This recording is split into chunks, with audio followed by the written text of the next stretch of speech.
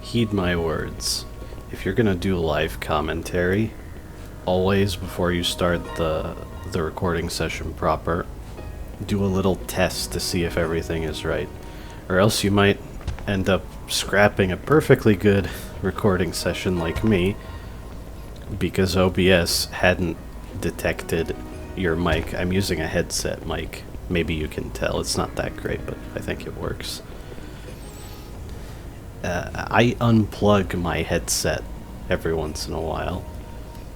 And the last time I did that, apparently OBS just didn't detect it again. So my mic was not picking up anything. Or at least OBS wasn't. So that's a shame. So this place is apparently called Pond Tower. I started looking up the names of areas using a speed run. I don't know if they have official names. Maybe it's a combination of some official names and some fan-made ones, because I heard some... Oh, you can lock onto that. That's kind of weird. But I heard multiple names for certain areas. I was also told, in between this video and the last, that I can use the D-pad to show the, I think the HUD, the heads-up display, right? That's the proper term.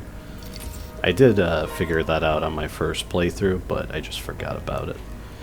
What I didn't figure out at all on my first playthrough is that clicking the left stick puts you in first-person mode. And I think the lock-on button zooms in, so now I won't be wondering, what's that in the distance? I can just do this. Which is great considering I'm using PS1 style visuals. It should pair well.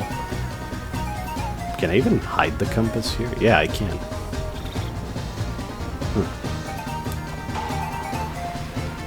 Yeah, it's probably just a toggle. Maybe it's obvious, but this meter over the sand shredder is the boost. There's a little trick to it that, if you talk to Bale, she alludes to it. She says she's heard that some people who use sand shredders know of a way to get, speak of a way to get 110% out of them. And that is, if you boost... Let me just kill these enemies. If you boost shortly before the meter is full, you'll boost anyway, with the meter partially empty. So I guess that's what 110% alludes to. I think I was kind of misusing these flowers in the previous video. There's a bit in Pond Tower where I could have used a single flower to just fling myself across, because how far away you are matters. So I think this should... I mean, that did work, but did I go through the platform? That was kind of weird. Oh well. I'll take that. I was gonna say I should be a bit more well practiced since I had to scrap a recording, but I realized during that recording that maybe I'm not quite so great at this game. You don't have to master all of its tech to complete it, which I kind of like.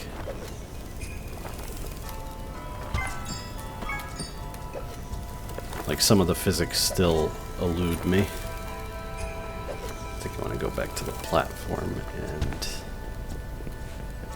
angle myself just right.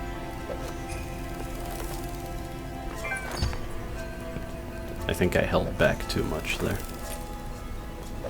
This game does have a nice balance as well of what is necessary to complete the game and the depth of the moveset in general. Momentum and the preservation of momentum are incredibly useful. And you can fling yourself to ridiculous places. I should be jumping more in general to preserve momentum, like that. Bunny hopping wasn't. Although bunny hopping usually... It's like a first or third person shooter term, right? I guess it applies here too, though.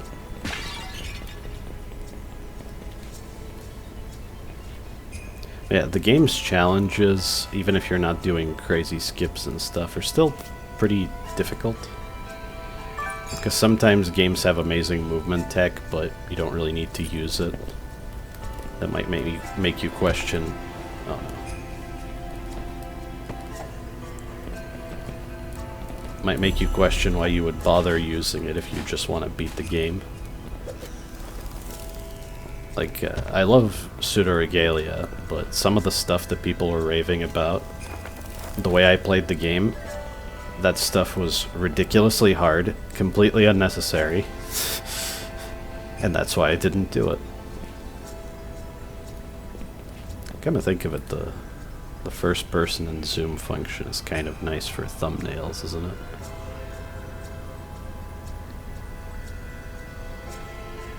Yeah, that looks good. Okay, enough of that. It's been a while, so I can't say exactly what the combo moves that people are so fond of was in Pseudo-Regalia, but... What I'm trying to do, because the movement of the platform also...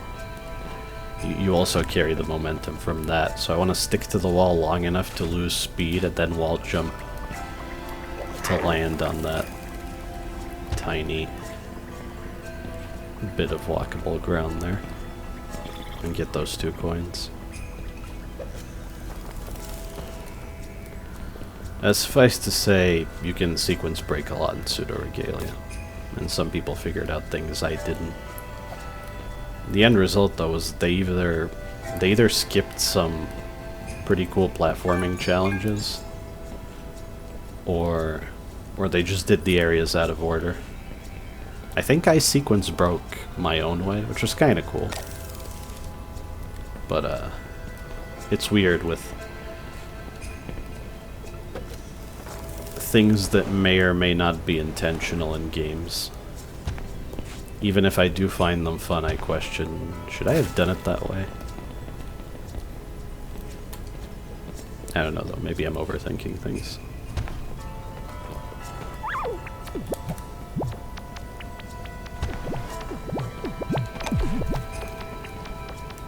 And I really hope everything that came out of my mouth in the last minute or so actually made sense.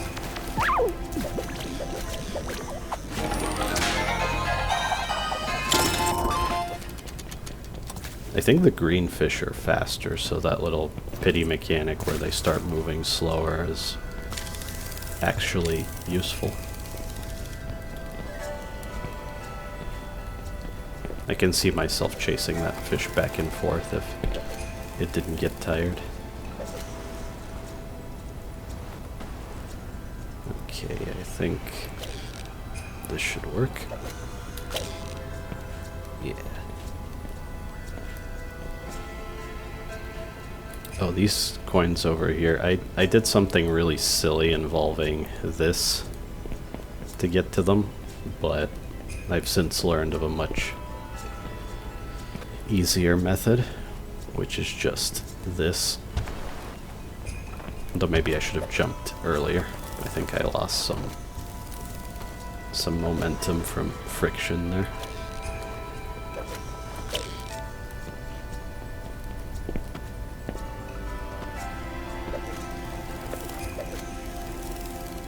That also works.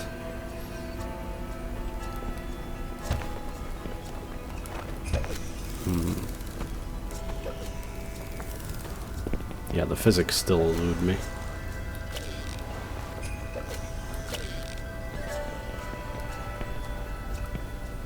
At least I understand pretty much everything else. Okay.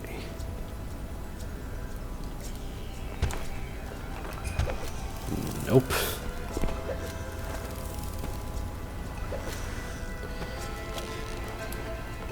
I think I did it on my second try in the recording I had to scrap. I could have done post-commentary, I guess, but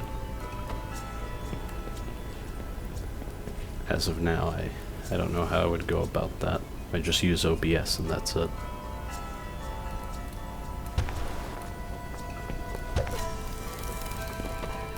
But it's a good thing I started backing up my save file.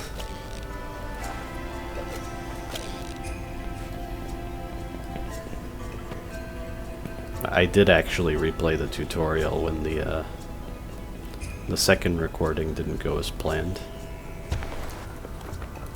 There we go. I'm sure there's a way to bunny hop there, but there's just not enough space, and I end up flying off the edge if I try. I don't know why I habitually break these pots. I'm gonna blame Rogue Legacy 2 for that. I've been playing it because a friend got it for my previous birthday. The last birthday I had, obviously. And in that game I am so sick of just breaking every piece of furniture in every single room every time I encounter that room. But it's become second nature, and there's no reason not to do it, even if it is a chore.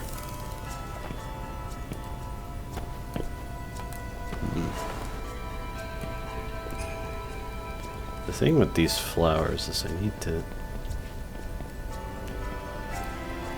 Ah, I fell too far.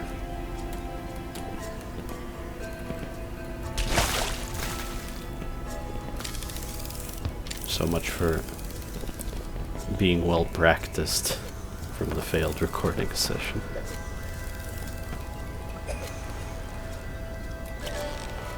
I do think skill fatigue is a thing, where the more you try something, the worse you get at it with repeated failure. It's like your batteries just start to run out. And then you go to sleep and the next day you just beat it first try. I've been there. I've been there with some really difficult challenges. Okay, that works. There's sand indoors here. Well, kind of indoors. Inside the walls.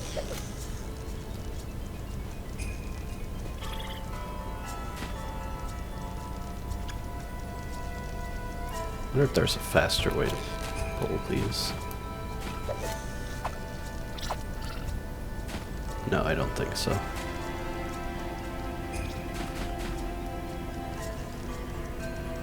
It was worth a try, I guess. Never occurred to me the first time. I suppose the whole point of shortcuts like this is to have checkpoints that are not overt checkpoints. Because sort of the purpose of a checkpoint is to not have to replay the same thing over and over again if you fail. This accomplishes that same goal. It's just, it's an actual believable part of the world, right? Now that I didn't nail first try in the failed recording. I think this is the highest value coin. 15? I'm not gonna break the pots. Self-control. I'm not gonna break the pots.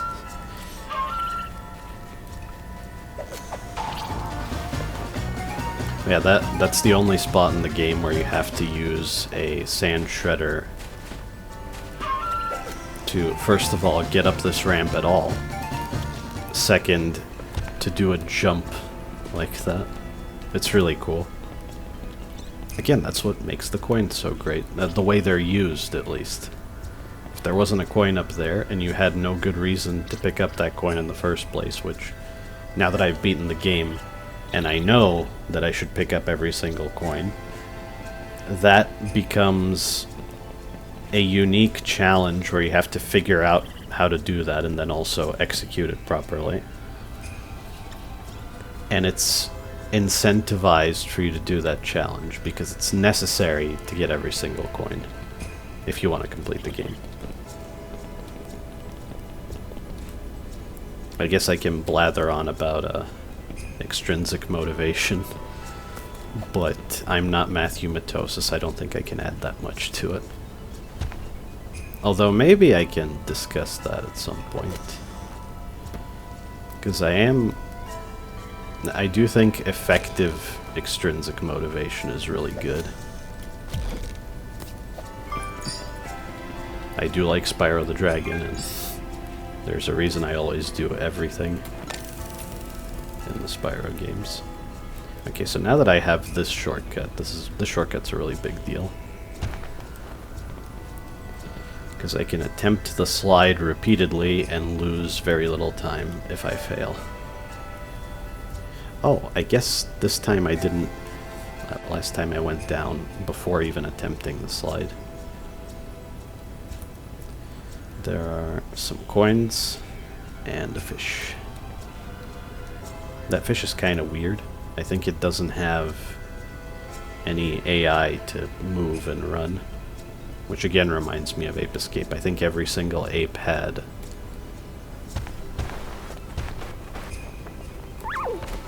unique AI. It's cool for this game to do the same thing. It's like every fish is its own experience. Tippet, 21 meters. No, not the... paddle, 19 meters. Rod, 0 meters. Yep, it's directly below the edge of the ramp. Caster, 29 meters. Jig, 30 meters. I guess these are every 10 meters? Bale, 48 meters.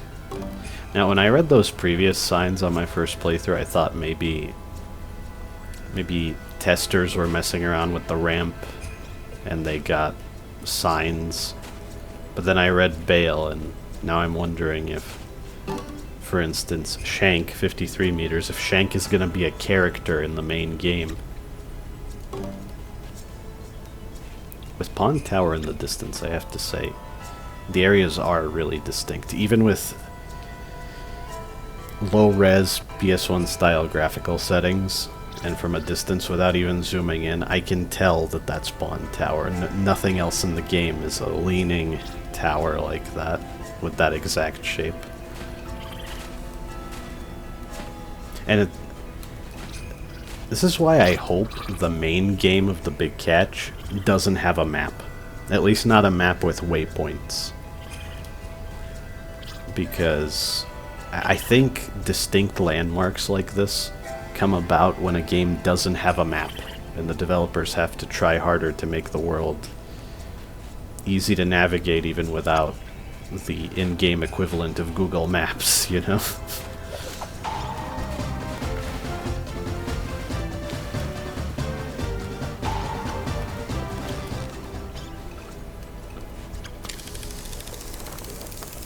Oh, right. I guess it's good to fall at least once. You can just jump off the hook prematurely to grab those coins. The way I caught it before it was all the way down it also works, I guess. Now...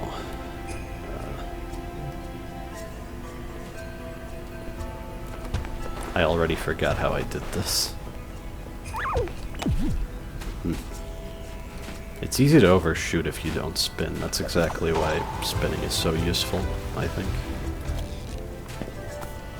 Although my altitude wasn't high enough for me to want to spin, maybe spinning would make me lose too much speed.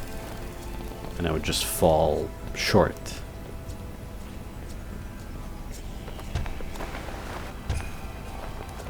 Oh, what am I hitting there? Must be missing something.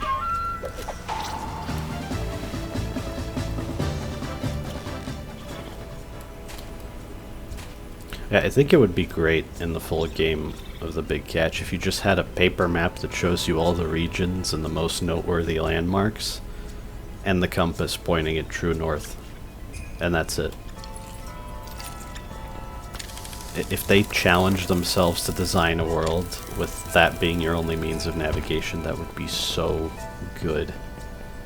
And yeah, the community could always make a detailed map after the fact, but you don't have to care about that as an individual. You can just navigate a well-designed world, and you, if it's well-designed enough, with landmarks and whatnot, then you don't need a detailed map. And it would be especially great when there's only one collectible. And there's a bit more to that radar, but I won't get ahead of myself. I will reach a point where I'll need to use that radar. Okay, that works.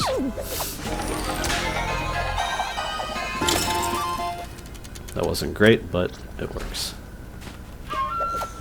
Now to do it 2 more times. I hope I nail both of the coin platforms.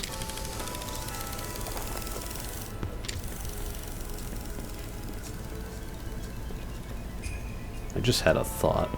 Maybe it's not a great thought, but might as well show off. No, I wouldn't build up enough momentum there, I don't think. Yeah, that didn't do anything. I love the spin. I appreciate it so much now that I realized how much I was doing wrong on my first playthrough.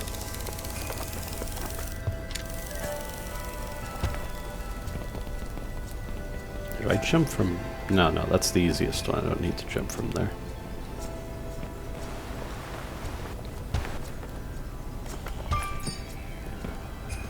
Alright. I'm getting more used to it now.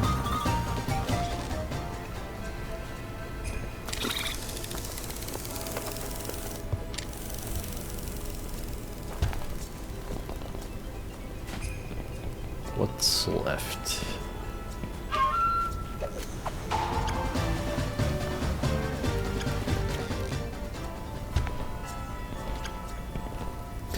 Right, I didn't go over here. I kind of forget about these coins because coming here isn't really a challenge. You just have to notice it. Or in my case, remember it. When there's no memorable challenge that you struggled with, it's like, oh, that area with the pool, I completely erased that from my memory. Enjoy the pool. Gladly.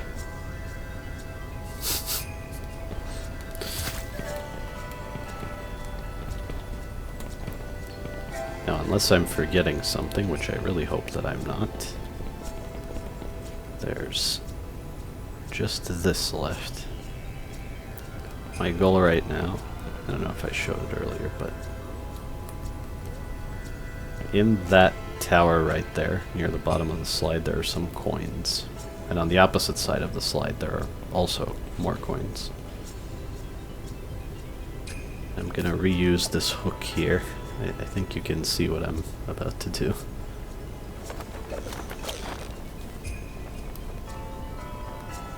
First try, okay. Now that I definitely practiced. And I think it's hard to stop near the bottom of the slide if you slide down from the top, which is why you need to swing in from here to get to some more coins. Damn it. Well, gotta do that again, I guess.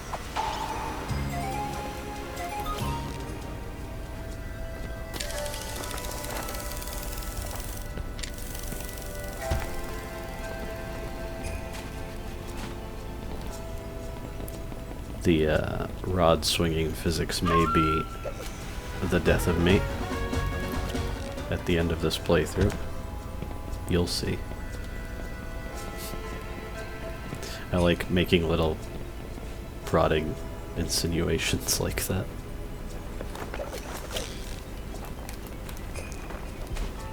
I messed up the spin input. I think you need to do it like 2 full circles to... That was 1. Yeah, you need to do 2.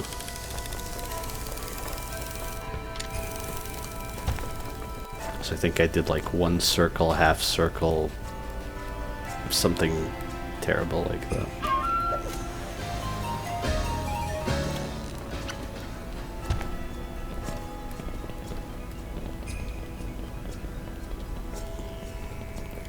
Did I ever properly finish my thoughts on Pseudo Regalia? It's a great game, and I do recommend it. It's just, if you're not into sequence breaking and doing things that the devs probably never intended you to do, if you just do what you have to do to beat the game, you might be like not as crazy about it as other people. That's how I am. Alright, you have to wall run here. Nice. Which I guess it's a whole discussion of what is the purpose of depth if a game never demands it? Is it just for speedrunners and people replaying the game? I guess that's fine, really. Personally, I like it when a game pushes me to do everything. And I think every basic part of Tackle's moveset is necessary to complete this game the intended way. So that's nice. But flinging yourself into ridiculous places and skipping bits of platforming is definitely not intentional, but I don't mind that it's possible at all, because it is pretty cool to see people who have mastered the physics just... I could have showcased it in Pond Tower, but if you're moving really fast and you jump right when you land in the deeper water there, you can just jump off the surface of the water repeatedly. It's so awesome. I'll try to do that somewhere else. I didn't really have a specific topic in mind when recording this video. Just whatever came to my mind. But maybe next video I'll talk about like my whole journey, so to speak, with Spyro the Dragon. Maybe that'll be fun. And yeah, that's whatever this area is called. I'll look it up in a minute. Thank you for watching.